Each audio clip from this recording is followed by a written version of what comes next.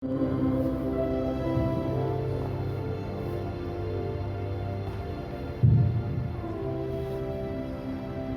kita berdoa. Terima kasih Bapa untuk pagi hari indah ini.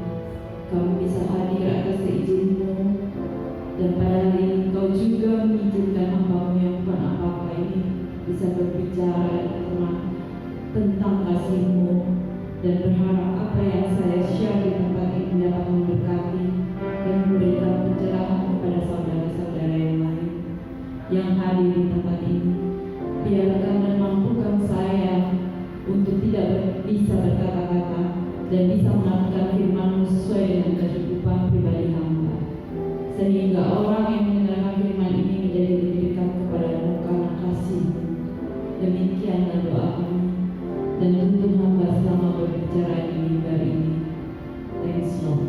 Amen. Shalom Bapak, Ibu. Wow, saya benar-benar merasa luar biasa ya. Nggak nyangka juga sih pada hari ini tuh bisa memberikan sedikit kesaksian sih sebenarnya ya, lebih tepatnya bukan firman lah ya, karena saya bukan pendeta, masih jauh. By the way, ya selamat Hari Kartini juga hari ini kepada ibu-ibu semua. Sehabis gelap terbitlah terang. Hari ini saya berbicara tentang kasih. Mari kita buka Alkitab dengan 1 Korintus 13 ayat 13. Demikianlah tinggal ketiga hal ini: iman, pengharapan, dan kasih. Dan paling besar di antaranya ialah kasih. Kasih merupakan hukum perintah Allah yang utama, di mana Tuhan Yesus mengajarkan sifat mengasihi kepada setiap orang yang tanpa terkecuali, tanpa pamrih. Kasih itu dibangun atas kebenaran, bukan hanya sekedar berbicara tentang cinta atau love. Cinta hanya perasaan saja, tetapi kasih adalah perintah yang sudah ada pada mulanya, yaitu kamu harus hidup dengan kasih. Kalau kita bicara tentang kasih itu, saya merasa orang-orang yang mengenal Tuhan Yesus itu pasti mempunyai kasih ya. Kita semua pasti ada lah kasih gitu loh. Tapi dalam hal hubungan dengan sesama, orang mengenal kebenaran dan hidupnya memiliki kasih, itu hanya kasih itu harus dipelihara. Karena kita baca juga dari Alkitab 2 Yohanes 1 ayat 1. Dari pandang tua kepada ibu yang terpilih dan anak-anaknya yang benar aku kasihi, yang benar-benar aku kasihi, bukan aku saja yang mengasihi kamu, tetapi juga semua orang yang telah mengenal kebenaran. Jadi semua orang yang telah mengenal kebenaran itu harusnya memiliki kasih. Apalagi itu datangnya dari Tuhan Yesus ya. Tuhan Yesus mengajarkan kita banyak hal. Dia sampai rela berkorban karena dia mengasihi kita. Dia mati di kayu salib. Kita juga baru-baru ini merayakan Paskah, gitu loh. Kita tahu lah apa yang menjadi harusnya sebagai orang Kristen itu. Kita tahu lah hari-hari gini banyak orang yang sadis. Kita dengar-dengar di berita saja banyak yang bunuh-bunuhan, suami istri, orang tua dengan anaknya, gitu. Jadi seharusnya Tuhan berkata hari-hari ini manusia itu penuh dengan kedurhakaan. Mereka menjadi dingin, sadis. Begitu banyak manusia kini yang mati kasihnya, dan mereka lebih memilih hidup secara duniawi. Kita banyak dengar ya, kalau misalnya kita kasih itu tidak dipelihara dengan baik, kasih itu akan mati. Kita itu akan menjadi kosong gitu. Berdasarkan Matius 24 ayat 12, dan karena makin bertambahnya kedurhakaan, maka kasih kebanyakan orang akan menjadi dingin. Kita tuh hidup duniawi itu penuh dengan keserakahan, kesulitan hidup itu menjadi satu-satunya yang bikin kita itu jadi apapun kita lakukan gitu. Makanya orang tuh semakin hatinya semakin kesini, apalagi kesulitan hidup itu semakin dingin ya, penuh dengan kedurhakaan. Jadi di sini apakah Bapak Ibu masih memiliki kasih? Amin. Katanya suami istri kasih gak? Oke, saya akan berbicara dengan bagaimana kita memelihara kasih kepada sesama atau membangun kasih kepada sesama. Pertama itu saya bicara tentang menabur kebaikan. Dalam 1 Korintus 9 ayat 11, orang yang menabur sedikit akan menuai sedikit juga, dan orang yang menabur banyak akan menuai banyak juga. Ini kesaksian pribadi saya sih sebetulnya. Jadi dari kecil itu saya sering melihat orang itu menabur bisa dengan materi dan bisa dengan hanya doa atau apa, itu juga menabur ya menurut saya. Karena itu semua adalah dukungan gitu.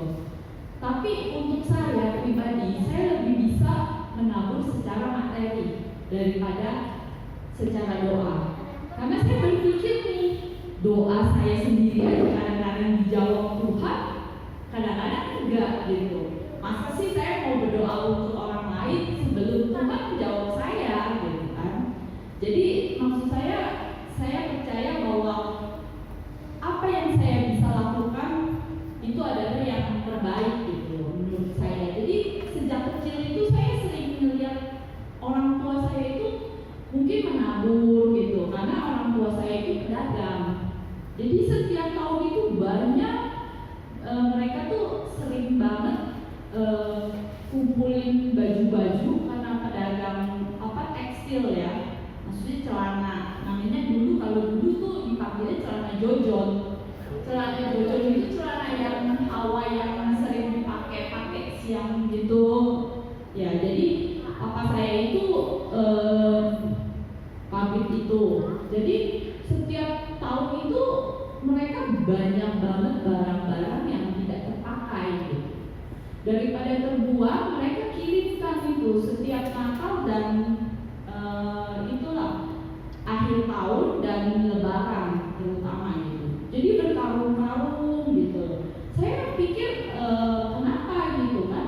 Maksudnya untuk celana itu kan seharusnya tidak ada musimnya gitu. Paling mungkin stylenya kan sama-sama aja, pakai karet gitu kan, 7/8 gitu.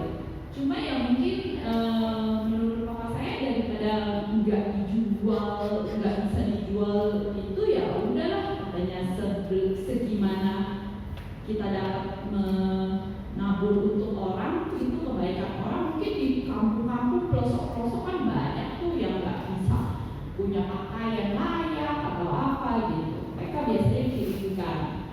Itu ajaran pertama dari papa saya gitu ya, yang buat saya itu mungkin itu adalah harus yang sesuai gitu. Jadi saya mengikuti itu. Awal-awal saya punya anak saya ini nggak pernah ulang tahun saya rayakan gitu. Jadi saya setiap kali merayakan hanya ulang tahun yang pertama aja, yang 1 tahun. Setelah itu saya rayakan mereka tuh di panti asuhan biasanya. Saya nggak bawa mereka ke panti asuhan, tapi biasanya saya bawa makanan atau apa, saya sumbang ke panti asuhan gitu ya. Yang terakhir sih karena anak-anak saya juga udah cukup dewasa, ya paling ke Maruga, mungkin ke sekolah minggunya saya tabur apa. Jadi kan kebiasaan gitu. Ada 1 kali ya mungkin sampai sekarang, sampai saat ini, setiap kali saya tanya anak saya itu, kamu mau mami bikin ulang tahun nggak? No, it's okay.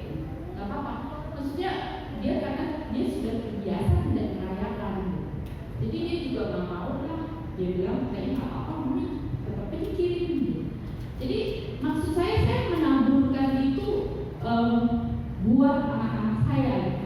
Supaya anak-anak saya tahu cara memberikan gitu apa yang kamu punya kepada orang lain gitu. Dan itu berhasil juga sih, maksudnya sampai ada satu waktu gitu anak saya yang kecil si Charis tiba-tiba tuh dia ngomong ke saya sama Ivan gitu, mami kamu di kafe itu ada kerjaan nggak? Saya bilang kerjaan buat siapa? Saya bilang gitu kan, buat maminya teman saya. Lah mana sanggup mami bayarin gaji maminya teman kamu. Kenapa? Karena setahu mami kan dia punya toko gitu kan. Iya mami, tapi karena kayaknya dia lagi diganggu sama satu orang. Jadi tokonya itu kayaknya dia mau tutup. Aku kan kasihan sama dia gitu loh. Jadi dia dengan best friend-nya ini yang anaknya ini memang keluarga ini divorce ya, maksudnya antara suami dan istri itu cerai gitu kan. Dan mamanya ini kayaknya berusaha sendiri gitu, sementara bapaknya memang mendidikan anak-anaknya, menyekolahkan, maksudnya menghidupi lah gitu. Cuma mamanya ini, tapi dalam hati saya Chelsea itu baru umur 11 tahun gitu, tapi dia mempunyai pandangan yang luar biasa menurut saya, bisa memberikan gitu suatu tanggapan bahwa oh mami kayaknya saya harus masukin mamanya teman saya gitu kerjaan gitu. Terus saya bilang saya hanya senyum-senyum gitu sama Ivan. Saya bilang kok bisa gitu loh, karena saya tahu apa yang saya tabur hari ini mungkin tidak ke saya baliknya, tapi ke anak-anak saya gitu. Dengan cara dia mempunyai nilai bahwa untuk menilai seseorang lebih dari perhatian atau apapun juga, itu menurut saya itu sudah luar biasa. Tuhan itu, jadi buat saya Tuhan itu punya rencana yang indah buat kehidupan anak-anak saya gitu. Jadi nggak usah takut bahwa kasih Tuhan itu beneran masuk ke dalam kehidupan seseorang kalau kita banyak membantu ya, membantu sesama itu dengan menabur. Makanya ya kalau misalnya saya bilang kalau kita tidak bisa dengan materi ya kita berusaha dengan doa. Doa itu juga adalah sesuatu dukungan yang kuat ya menurut saya ya. Beberapa kali kita ada menara doa, beberapa kali semua orang juga yang terbebani ada pergumulan pun sampai bisa bangkit lagi gitu loh. Tuhan jawab gitu. Karena ya apa yang kita minta Tuhan pasti penuhi gitu. Cuma ya jadi menurut saya kadang-kadang itu sekarang ini kita lihat manusia itu lebih cenderung melihat penampilan, apa-apa gaya hidup, apa-apa, oh dia naik mobil apa nih. Kalau kita reuni aja kadang-kadang saya males gitu ikut reunian gitu sama teman-teman, jujur aja gitu. Karena menurut saya lu melihat gua dengan apanya gitu kan. Oh lu sekarang gimana, oh lu begini, lu begitu gitu kan. Cuma ya efek-efeknya itu belum tentu bagus gitu. Karena kita tuh sekarang ini ya menurut saya manusia itu kasihnya itu semakin dangkal. Karena mereka tidak tahu gitu apa yang mereka pikirkan gitu. Karena makanya kebanyakan gitu kan. Saya itu sangat bersyukur loh. Saya ketemu GBI Intro dengan Ibu Rita dan lain-lain gitu loh. Saya melihat mereka ini orang yang sederhana tapi kuat gitu. Dalam kehidupan pun mereka sangat kuat gitu. Teman-teman saya nih, biarpun mereka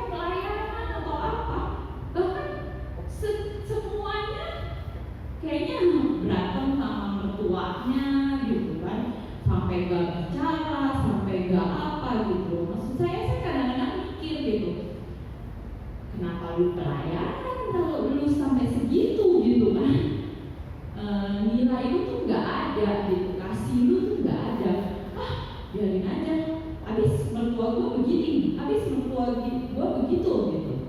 Maksud saya ya kadang-kadang kita saking saya tuh suka bicara dengan kasarnya gitu. Intinya gini, alah udahlah maafin aja, mertua lu kan juga udah bawa tanah gitu kan.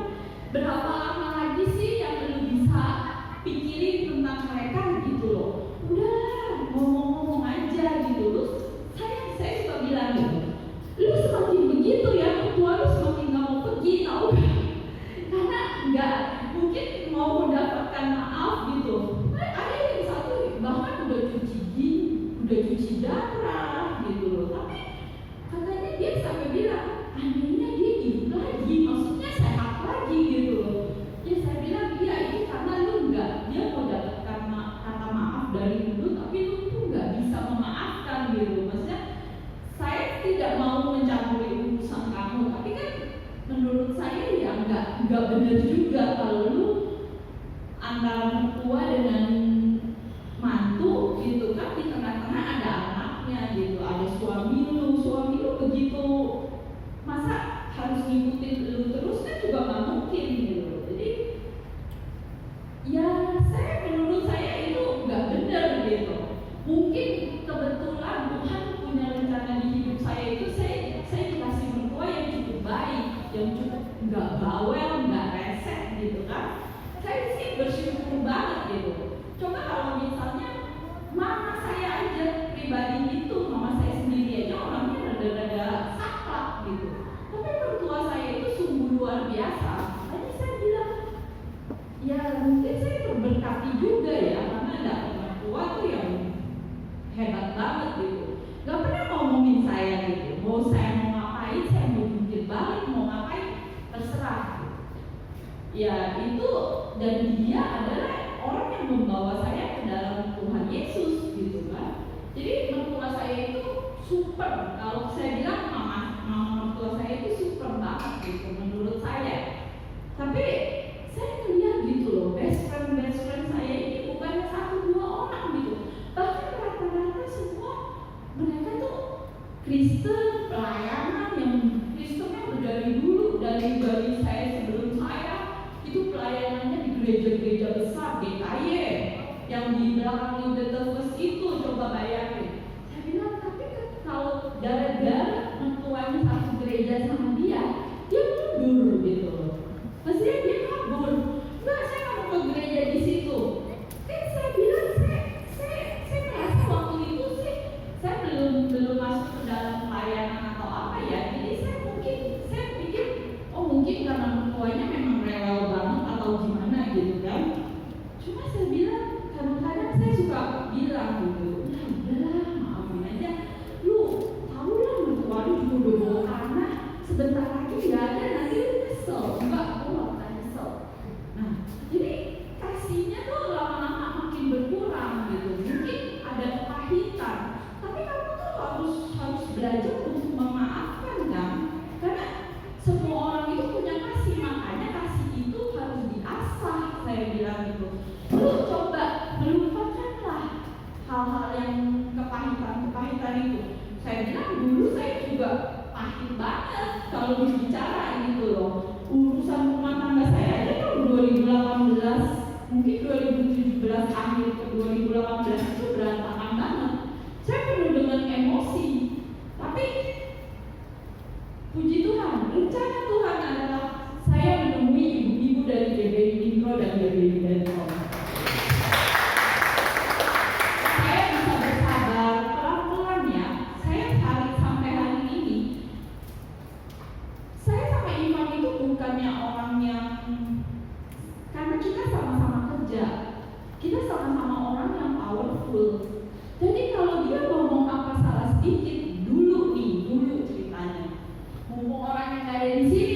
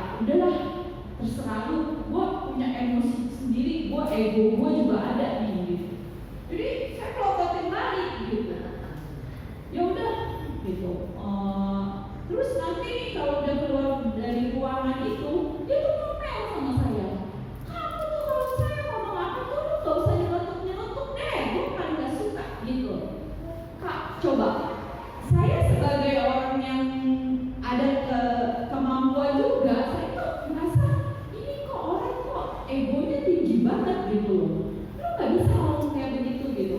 Saya itu layaknya memang dari keluarga strong. Semua perempuan 4 ini semuanya bekerja dan melebihi siapapun juga gitu. Jadi saya tuh nggak bisa. Saya tuh nggak pernah diajarkan di keluarga saya itu untuk mengalah. Jadi ibaratnya wah itu luar biasa setiap kali gitu. Makanya saya bingung gitu dengan saya ngeliat pertama kali Bu Juli, Bu Nita gitu kan, pada kok sama suaminya pada akur-akur gitu ya. Saya ngeliat dulu saya nggak seperti itu gitu. Bahkan saya sampai ribut besar-besaran gitu, tidak ada kedamaian. Kantong penuh waktu saat itu saya bilang gitu kan. Tapi untuk maksudnya masalah kita tidak punya masalah finansial, tapi komunikasi kita tidak ada Tuhan di antara kita, tidak mempunyai kasih yang datangnya dari Tuhan. Hanya ngomong biasa, cinta lah gitu. Cinta itu kan ada nafsunya kan. Kalau sudah tidak ada nafsunya mana ada cinta lagi gitu. Tapi beda dengan kasih. Kasih itu datangnya dari Tuhan dan penuh dengan kebenaran. Kalau kita percaya bahwa Tuhan itu kasih Tuhan itu abadi, pasti ada di setiap kita tuh, pasti kita bisa mengalah gitu.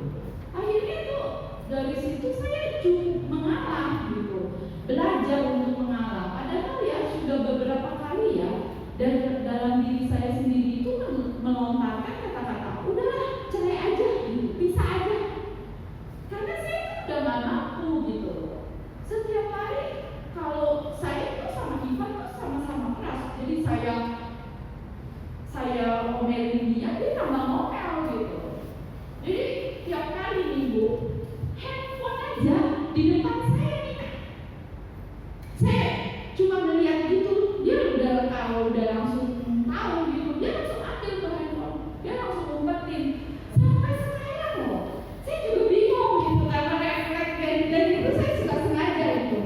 Saya suka pelototin aja handphonenya, terus langsung diam-diam dia masukin gitu. Jadi udah kebiasaan sampai sekarang, padahal saya cuma iseng aja gitu. Ya karena saya kenal sama ibu-ibu, saya dibawa Tuhan masuk ke dalam ini pelayanan ini, saya tuh hati saya sekarang ini memang banyak banget berubah. Itu saya nggak tahu kejadiannya bagaimana, tapi otomatis itu saya berubah kan. Yang dari dulunya itu judes dan nggak mau kenal orang, maksudnya saya bukannya sombong, tapi saya tuh nggak suka kalau deket-deket sama orang kalau baru pertama kali melihat gitu. Saya nggak mau gitu. Saya belajar untuk akhirnya saya belajar untuk kenal baik. Dan sekarang tuh saya melihat standar orang gitu kan. Ya dulu jangan nggak bohong juga sih, maksudnya saya melihat orang dari penampilan, oh dia sekelas gua nih, baru gua temenin gitu kan.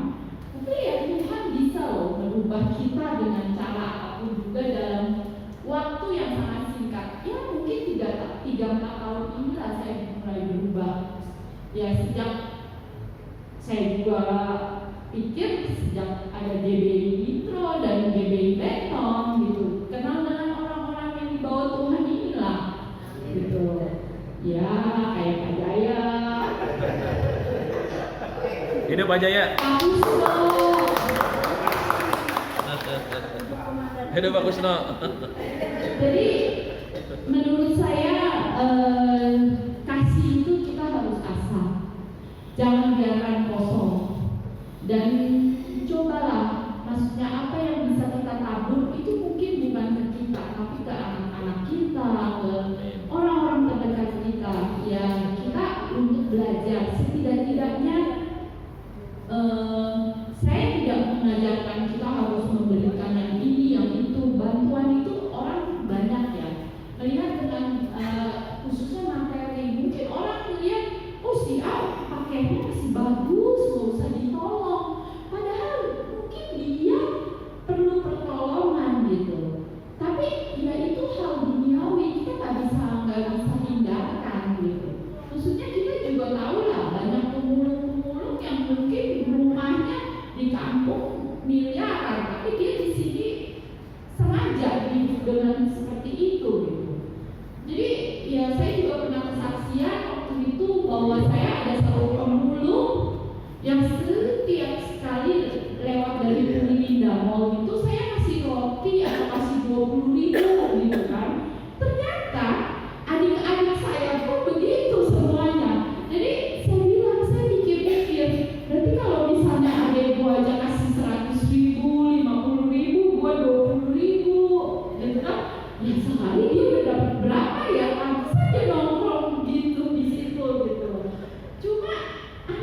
kecil banget dan diem banget gitu. Saya cuma mikirin gitu, oh Tuhan, kalau misalnya kehujanan atau gimana ya, itu anak-anak masih kecil dan dia bisa duduk diem di trotoar itu selama beberapa jam, itu kan luar biasa ya gitu. Maksudnya saya bilang ini luar biasa, makanya setiap kali kita muter ke Purwinda Mall gitu, abis dari mall tuh, bahkan adik saya almarhum yang cowok, dia ada Kentucky atau apa, pernah satu kali si Diva ambil Kentucky anak saya gitu, dia langsung dikasih dulu, udah kasih aja, kasih. Saya bilang, kok kamu kasih dia Kentucky-nya anak-anak kita buat besok sekolah gitu, bekal? Udah gak apa-apa, besok lu bisa beli lagi gitu. Maksudnya ya karena mungkin kebiasaan kita seperti itu, jadi semua di keluarga itu jadi menjadi terbiasa gitu. Makanya sebetulnya kalau saya boleh bilang, keluarga suami saya bukan keluarga orang yang suka menabur, tapi akhirnya karena dia mungkin nikah dengan saya dan kita sekeluarga itu belajar untuk menabur, lama-lama dia ikut gitu. Sekarang dia yang momen lebaran, yang momen itu dia bisa gitu. Karena dulu dia kerja bareng sama papa saya kan, setiap kali kita mengadakan itu gitu, kayak ada lebaran, momen lebaran, jadi keikut. Ya pada dasarnya manusia itu, makanya saya bilang mempunyai kasih, cuma perlu diasah aja gitu. Jadi semua orang di sini nggak usah takut bahwa oh saya nggak bisa, nggak biasa, oh saya nggak mampu, nggak punya begini-gini. Kalau kamu nggak punya materi, belajar untuk memberikan dukungan doa, itu sama aja sih saya bilang. Apapun yang kita bisa berikan kepada orang yang membutuhkan, itu nilainya lebih besar lah gitu. Karena Tuhan punya rencana di hidup kita ya masing-masing. Oke, yang kedua itu adalah kasih yang saling menguatkan. Di sini dalam 1 Yohanes 4 ayat 18 dikatakan, di dalam kasih tidak ada ketakutan. Kasih yang sempurna melenyapkan ketakutan, sebab ketakutan mengandung hukuman, dan barang siapa takut, ia tidak sempurna di dalam kasih. Memang kalau kita tuh takut, kita nggak pernah punya kasih. Oh takut kekurangan, oh takut besok saya nggak makan lagi, saya kasih dia duit, saya nggak makan gitu. Oh dia kan kelihatannya dia orang kaya, penampilannya bagus, dia nggak pernah kesusahan, takut. Segala macam itu diberikan dengan rasa khawatir. Makanya Tuhan bilang, kamu tuh kalau misalnya kamu kasih yang sempurna itu tidak ada rasa takut. Jadi kamu beri aja gitu loh, urusan belakang gitu. Ya memang sih duniawi itu beda banget ya. Maksudnya saya juga masih memikirkan gitu, oh kayak sekarang ini hidup itu susah loh. Apa-apa susah, apa-apa berat ya. Banyak orang yang kelaparan, mungkin banyak orang yang tadinya hidup hedon, tapi ternyata sekarang itu jatuh dalam ya susah lah. Besok mau makan apa kita harus mikirin gitu. Mungkin seminggu sebelumnya kita udah mikirin nih gitu. Kayak saya anak sekolah, anak kuliah saya itu nggak main-main. Satu semester itu saya harus kumpulin 200 juta minimal. Belum lagi untungnya itu apa? Maksudnya karena harus sudah ada rumah ya di sana, jadi tempat tinggal kita tidak hitung lagi. Itu hanya uang sekolah kok, belum yang di Jakarta anak saya. Karena masuk internasional, ya satu semester 6 bulan sekali ya sekitar 50 jutaan lah kita bicara. Ya kalau saya mau mikir, mungkin saya tiarap kali ya, nggak bangun-bangun. Udah Tuhan, saya udah nggak mau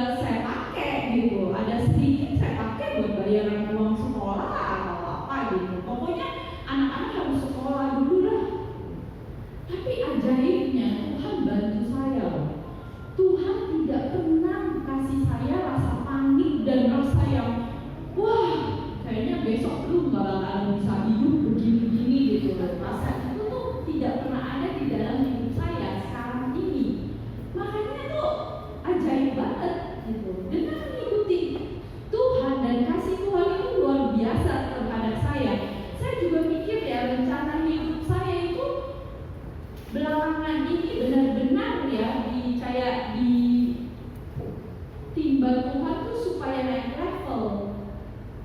Saya kejadiannya ya adalah waktu itu papa saya stroke awal-awal. Bingung kan? Orang yang aktif-aktif, finansial aktif, kerja aktif, tiba-tiba stroke. Dan dia tinggalnya sama saya satu rumah. Adik-adik cici saya dan adik saya banyak di Australia.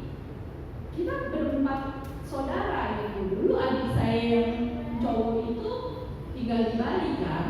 Jadi beneran saya tuh yang mendapatkan ibaratnya ketimpa tangga gitu kan. Ngurusin orang stroke udah gampang loh. Tapi Tuhan itu sudah merencanakan semuanya buat saya. Tiba-tiba saya nggak harus ke kantor, pandemi, ya kan? Jadi saya ngurus papa tuh bener-bener sampai dari dokter, acara dia punya terapi, kemanapun dia pergi saya antar gitu. Maksudnya karena saya mau memotivasi dia nih supaya berkembang gitu, jangan begitu-begitu aja. Ya Bapak tahu lah, semua orang yang aktif dalam hal apapun juga tiba-tiba tidak bisa apa-apa kan, itu fatal banget gitu. Saya sampai pikir udahlah Tuhan, saya jalanin aja deh apa yang dia minta. Tapi makanya Tuhan itu berencana dalam hidup saya. Dia kasih saya nggak ada kerjaan sama sekali. Saya nggak harus ke Tamrin City setiap hari gitu kan. Kalau dulu saya setiap hari dari pagi sampai malam gitu. Tiba-tiba total tutup gitu. Jadi saya total beneran buat ngejagain si papa doang. Terus satu-satu gitu loh. Udah gitu papa saya itu punya hutang bank yang nilainya 2,5 atau 2,7 itu pokoknya aja. Saya aja dengarnya sampai shock gitu loh. Terus dia bilang dia jaminkan rumahnya jaminkan rumah yang sekarang saya tinggal itu nilainya itu 20 M, dijaminkan cuma 2,5 M. Kalau kita pikir kan, saya sama Ivan udah bergetar. Gimana nih caranya gitu? Gimana caranya? Kita tuh sampai bingung udah gitu. Kios juga tidak laku. Jadi mata pencarian kita tuh semuanya tuh tertutup sepertinya. Anak saya mulai kuliah, semuanya itu wah nggak masuk akal aja menurut saya. Akhirnya, tapi Tuhan bantu loh. Tuhan pelihara saya dalam 1 tahun itu. Saya nggak pernah menjanjikan. Saya cuma berjanji sama orang bank itu. Saya bilang oke, dalam 1 tahun saya lunasin ya. Tapi ini saya cicil aja. Saya sama Ivan sampai bilang kita lunasinnya pakai apa ya? Ya udah urusan belakang, pokoknya kita bikin dulu perencanaan. Ya udah, bayangin aja dengan pokok 2,7 itu saya cuma bayar awal-awal bulan nih cuma bayar 20 juta Pak Bu sebulan. Diterima enak sama banknya. Ya udahlah Ibu, katanya sama Bapak Ibu, maksudnya papa saya memang orang yang bagus juga, dari dulu juga nggak pernah ada pertimbangan apa-apa karena ini stroke aja mungkin kan, karena waktu itu juga pandemi. Seharusnya udah pokoknya kita jalanin aja. Benar, dalam waktu 12 bulan lunas.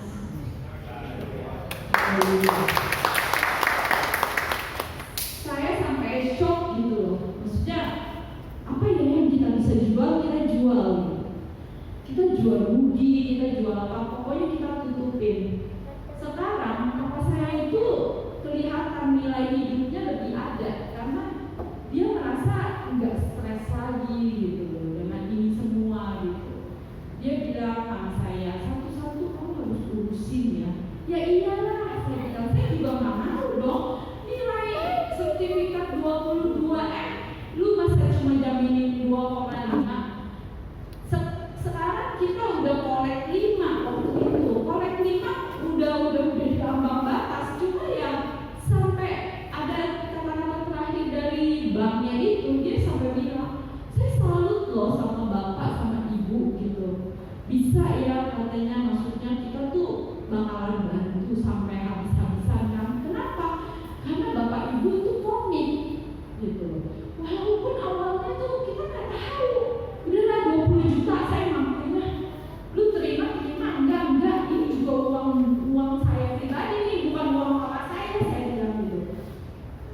ya udahlah nggak apa-apa, yang penting teratur. Selama 6 bulan kita jalanin, ada duit terus kita pinjam sama PT, mungkin dapat 1 M, akhirnya kita bayarin, wah sisa 1,5 M lagi. Akhirnya kan yang saya waktu itu bawa ke Pancoran, saya mau apartemen itu, yang itu apartemen harga 2,3 loh Pak, saya cuma jual 1,5, tapi saya tutup mata. Tuhan bilang udahlah, lu lakukan apa aja lah, yang penting nilai hidup lu itu berkualitas. Bener sih, memang kalau misalnya saya masih membawa hutang itu sampai sekarang, tidur pun saya nggak bisa mungkin, iya kan? Mungkin ya kita mikirnya itu harta orang tua ya, memang bukan harta kita, tapi apapun yang kita bisa bantu karena ada kasih. Saya melihat papa saya itu luar biasa orangnya gitu, telaten. Dia belum menjadi Kristen memang sampai hari ini, tapi ya semoga aja gitu, dengan banyaknya saya pelayanan atau apa, suatu saat dia akan menjadi Kristen. Jadi ya saya merasa pokoknya saya berikan dia kasih yang terbaik buat dia gitu. Akhirnya tertutupi semua. Ya udah setahun sih. Cuma sekarang ini banknya masih minta ini minta itulah. Maksudnya katanya masih ada bunga apa segala macam ya. Saya bilang intinya pokoknya sudah lewat. Lu nggak bisa nambahin bunga, nggak bisa nambahin denda, buah gitu. Pokoknya lu diem aja dulu. Kalau ada duit saya pasti bayarin gitu kan. Sisa tinggal 200-an juta itu juga gak bakalan nambah. Ya saya pikir hidup saya lebih berharga nih. Sekarang udah waktunya buat anak-anak saya nih, buat keluarga saya sendiri. Mau sampai kapan saya ngurusin kayak begini, gak beres-beres kan gitu. Akhirnya ya itu. Kedua, masalah itu datang lagi. Adik saya meninggal. Itu adik saya itu, kita itu keluarga itu sama sekali tidak ada yang tahu satupun gitu itu bakalan terjadi. Itu sangat berdampak loh buat papa mama saya ya. Setelah adik saya meninggal itu, terutama mama saya, dia drop gitu. Tapi karena papa saya dia sudah menjaga kualitas hidupnya, mungkin dia lebih bisa bisa menerima gitu. Tapi buat mama saya itu dia masih kayaknya masih kadang-kadang masih linglung gitu. Tapi yang ajaibnya itu Tuhan itu beneran bantu saya. Karena pada saat itu awal-awal kejadian itu adalah itu baru membuka sini nih. Saya sama Pak Dedi sama Pak Yosef itu lagi mendoakan sini. Tiba-tiba adik ipar saya telepon, Ci, ada asuransinya Weli gak ya? Saya bilang ada, kenapa? Minta dong nomornya, Weli ini masuk rumah sakit, masuk ke UGD, katanya dia sih mau pingsan, tapi nggak pingsan sih, mungkin cuma masuk angin biasa atau apa kali gitu. Saya bilang, ya udah, saya juga nggak punya perasaan bahwa itu bakalan jadi bahaya atau apa gitu. Saya 3 hari baru pulang dari rumah sakit juga. Ivan baru operasi retina. Udah di rumah, Ivan nih orangnya gelagapan gitu. Dia bilang, kamu harus pergi deh, kamu harus pergi katanya, berangkat ke Bali hari ini juga. Saya tuh perasaan, nggak apa-apa lah, dia masih muda. Saya bilang nggak pernah sakit gitu kan. Udahlah, nanti kita coba aja dengar dulu apa kata dokter. Terus karena dia kerjanya di sana di cafe Dermar, itu kayak beach club gitu. Jadi papa saya memang sengaja bikin buat dia, buat Welly gitu, masukin ke itu. Karena Welly di Jakarta itu, aduh kalau saya bilang, lu mungkin ada su kali ya gitu kan. Kadang-kadang dia paling dekat sama saya gitu. Cuma saya ngeliat dia tuh di rumah, tapi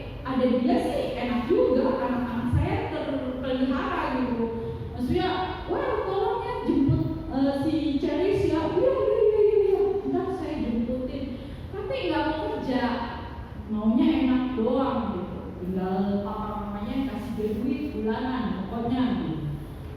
Saya ngeliat lu sih madesu banget deh, gua lihat di sini gitu.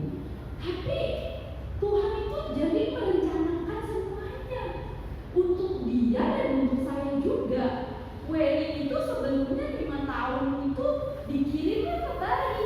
Kita tuh mikir, saya bilang 2 bulan, 3 bulan lu kasih waktu deh, dia balik pasti ke Jakarta nih. Ternyata enggak loh, hebat. Dia dikosin malahan. Di sini tinggal di rumah gedung, dia di sana dikosin, kita kosin. Enggak dulu, nanti aja. Lu mau beli rumah nanti dulu, lu belum ada apa-apa gitu. Kafe Bentang itu dari tanah, dari bangunan. Dia bisa tinggal di Bali itu selama 5 tahun. Kalau saya boleh memilih ke belakang, itu adalah cara Tuhan untuk memisahkan saya dengan Welly. Tapi kalau keluarga saya, papa mamanya ngelihat dia setiap hari begitu, tiba-tiba dia tidak ada, coba apa jadinya coba? Jadi Tuhan itu berencana di dalam hidup saya dan keluarga saya. Dia memberikan kasihnya yang tidak kita duga gitu. Welly dikirim dulu lah ke Bali, biar kita tuh gak terlalu dekat sama dia. Kalau enggak tiap hari ngeliat dia gitu kan. Saya bilang lu sih madesu banget, setiap gua pulang kerja gua ngeliat lu, setiap gua pergi kerja gua ngeliat lu gitu kan.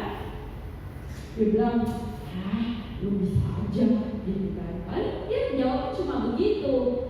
Tapi yang itunya kita tuh udah cici-cicinya nih udah bilang, udah lah gak kuat lah mah, percuma lah lu kirim dia ke Bali gitu kan. Ternyata dia bisa loh. Dia bilang, enggak saya betah. Dari yang punya klub mobilnya apa aja dibeliin sama papa saya, Range Rover apa semuanya dipenuhi. Coba bayangin, saya ngeliat dia, wah mah lu sih kalau begitu terus nih anak gak bakalan benar gitu kan. Tapi makanya Tuhan itu baik dan dia punya rencana di hidup Welly. Welly itu satu-satunya yang Kristen di keluarga saya dengan saya. Yang lain itu Katolik. Cici-cici saya itu masih Katolik sama adik saya yang lain. Jadi saya bilang, mah lu gak bisa begitu awal-awalnya. Tapi luar biasa, dia bisa sampai di Bali, dia hidupnya bagus banget. Dari naik mobil sport jadi mobil Swift sewaan, udah mah gue pakai ini aja nggak apa-apa kok, cuma di Bali doang. Kita pikir ya, wah luar biasa nih. Saya ke tempat dia ngekos di kamar gitu. Kita, wah hebat nih anak nih gitu kan. Jadi tiba-tiba dia sakit gitu loh. Ada satu waktu dia bilang katanya pas saat itu istrinya lagi hamil tua juga kan, udah mau lahiran.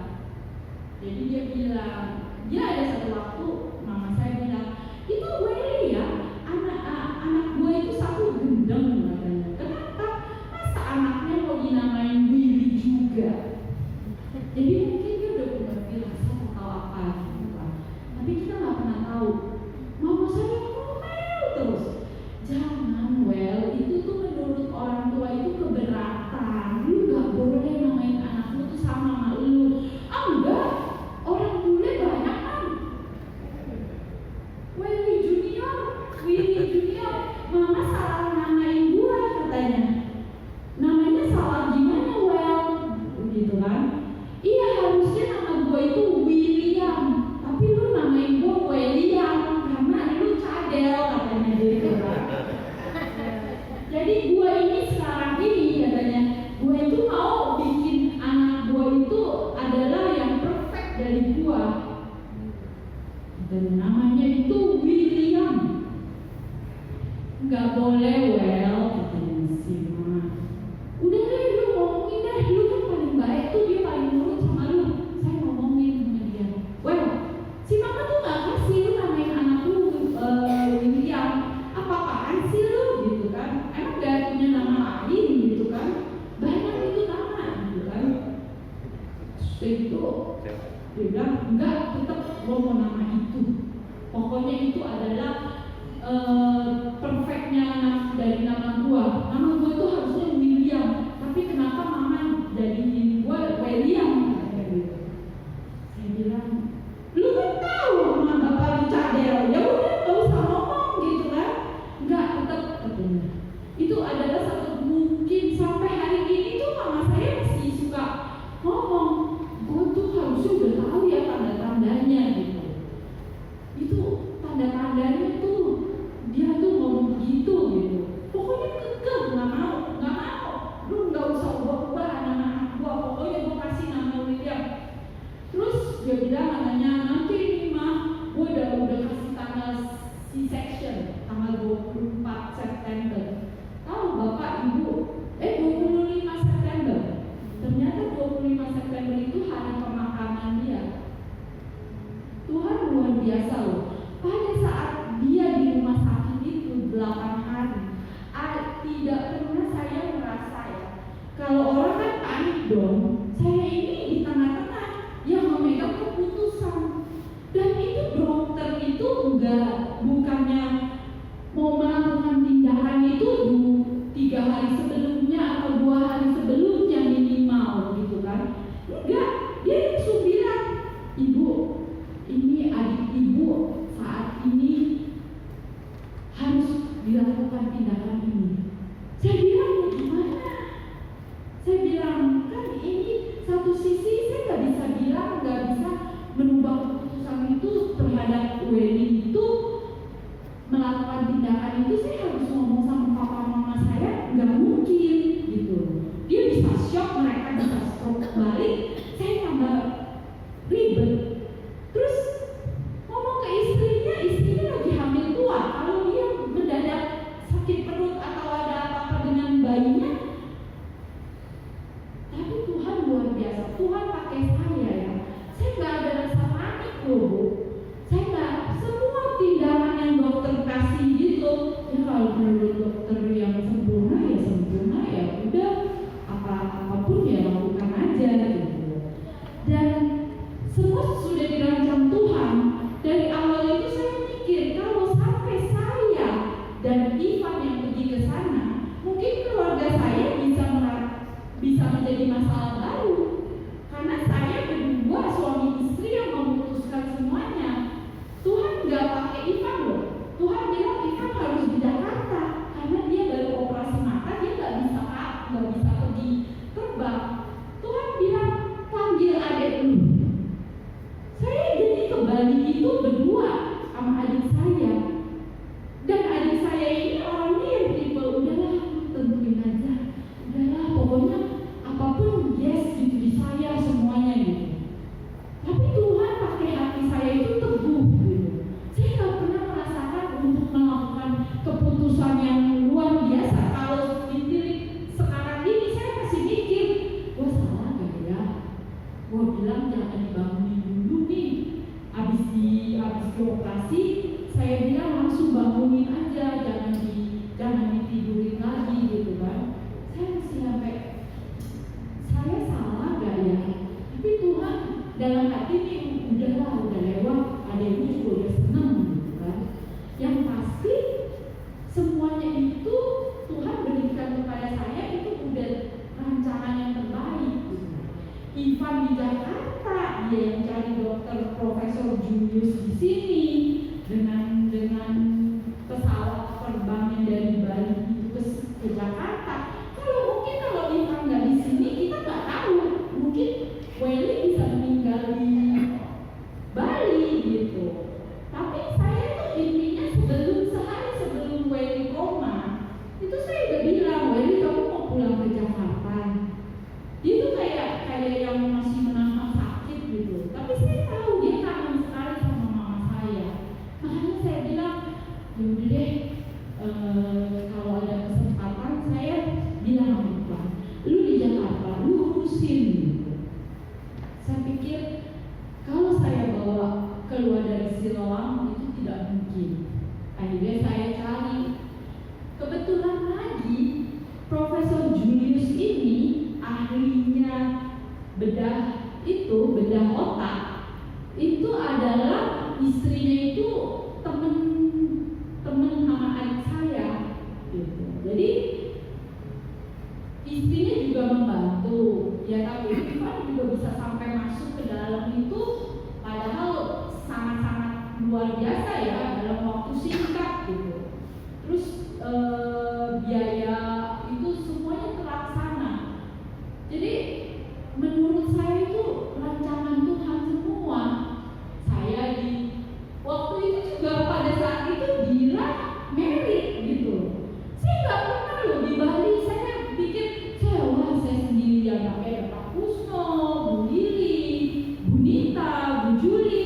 Kebetulan pas anaknya Bu Juli nikah. Jadi semua pada datang ke Siloam itu sangat membantu banget loh. Itu hari itu Welly paginya itu koma. Jadi dia pasang ventilator. Tapi dalam hal itu pun saya tuh tidak pernah dikejutkan dengan kata-kata bahwa oh dia sudah tidak ada harapan. Tuhan bicara ke saya gitu bahwa teguhkan hatimu, kasihi adikmu itu, lihat adikmu itu kasihan gitu. Iya, saya bilang iya. Makanya saya tuh nggak pernah punya pikiran bahwa nyesel ya adik saya nggak begini. Ya memang ada, pasti ada rasa bersalah dari orang tua menyalahkan. Mungkin ya kadang-kadang pastilah ya, itu namanya duniawi. Saya juga merasa kadang-kadang saya kalau mikir-mikir ke belakang lagi itu saya pikir, wah kalau misalnya Tuhan nggak ada di saya belum mengenal Tuhan baik-baik, saya nggak tahu kasihnya Tuhan seperti apa, mungkin saya udah, wah saya juga bakalan merasa diri bersalah banget gitu. Orang adik saya satu-satunya masih muda loh, dokternya nggak pernah ngomong tidak ada harapan. Dokternya selalu bicara, dia pasti bangkit karena dia masih muda bu, bagus semuanya. Tiba-tiba begitu, coba. Tapi ya saya kalau pikir-pikir lagi, Tuhan itu rencananya indah banget. Dia kasih anaknya itu sekarang mirip banget sama dia. Legasinya, mungkin kadang-kadang kita kesel gitu loh sama adik ipar saya gitu kan. Ini orang nggak tahu diri banget gitu kan. Tapi kita ngeliat lagi, inilah anaknya adik kamu, ini gantiin adik kamu gitu. Jadi biarpun mama saya ngomong apa, kamu harus kasih susu, kamu harus kasih ini, ya kita ya udah gitu. Karena kita semua tuh udah mikir gitu, oh mungkin kasihnya Tuhan, rencananya Tuhan terhadap Welly itu ada di anaknya. Ya udahlah gitu kan. Dia bisa ke gereja sekarang ini sambil tepuk tangan. Jadi saya melihat itu indah banget memang. Kadang-kadang keselin gitu loh. Cuma ya semuanya itu sudah dirancangkan Tuhan. Jadi jangan takut gitu. Ya sampai sekarang kalau dibilang menyesal nggak ada sih. Maksudnya saya melakukan tindakan, maksudnya keputusan ini gitu. Karena saya mengasihi adik saya banget. Dan Tuhan lebih mengasihi dia menurut saya. Sampai 31 tahun dengan hanya 12 hari ya, meninggal dan lahir itu sama tanggalnya, sama ulang tahun Pak Dedi sama ya. Pak Dedi juga ada tuh waktu pas hari dia meninggal di Siloam. Jadi rancangan Tuhan itu indah di sana di Bali. Saya ada Bu Nita, Pak Kusno, di sini ada Pak Dedi yang setiap hari sama Bu Lena. Bu Lena waktu itu juga datang ke Siloam. Jadi kita tuh mikir gitu loh, luar biasa ya. Adik saya itu sampai hari ini ya kita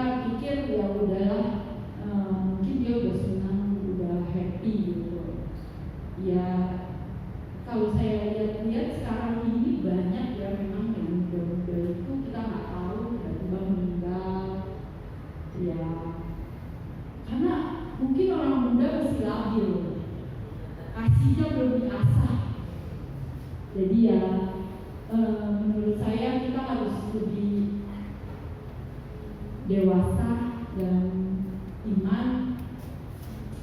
Jadi ya Tuhan maksudnya Tuhan memberikan yang terbaik lah buat kita. Jadi nggak usah takut karena semua orang pasti memiliki kasih. Mudah-mudahan dengan begini ya kita selalu melakukan segala pekerjaan dalam kasih. Itu yang Tuhan katakan dalam 1 Korintus 16 ayat 14. Apapun yang terjadi, kasihilah. Hiduplah penuh dengan kasih dalam